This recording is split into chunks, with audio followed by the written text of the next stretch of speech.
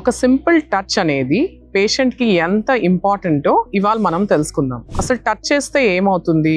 Just మనం ఒక shake hand కానీ లేదా ఒక భుజం మీద ఒక తడితే ఒక హ్యాపీ హార్మోన్స్ అంటే ఆక్సిటోసిన్ అనేవి రిలీజ్ అవుతాయి. దీనివల్ల అవతల వ్యక్తి చాలా సేఫ్గా ఫీల్ అవుతారు.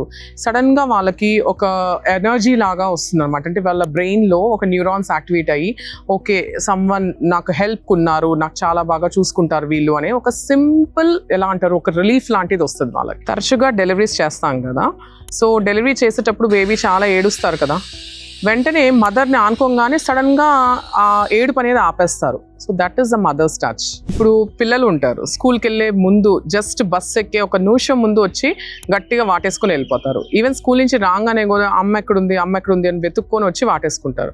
సో జస్ట్ ఆ ఒక్క సెకండే, but it makes a lot of difference. అసలు ఈ మధ్య కాలంలో అయితే టచ్ థెరపీ యూనిట్స్ అని చెప్పి అంటే కడ్లర్స్ అని వస్తున్నారు. వాళ్ళు జస్ట్ ఏం చేయరు, సింపుల్గా టచ్ చేసి మనకి హీల్ చేస్తారు అనమాట. అలానే నేనేమనుకుంటానంటే ప్రతి patient just before surgery most sensitive and emotionally drained ఉంటారు. సో వాళ్ళకి చాలా భయంగా ఉంటుంది.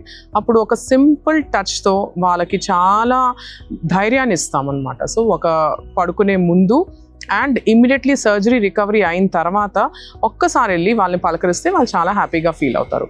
థ్యాంక్ యూ అండి. నేను మీ doctor Kalpana Ginjapalli. Please follow and subscribe my page.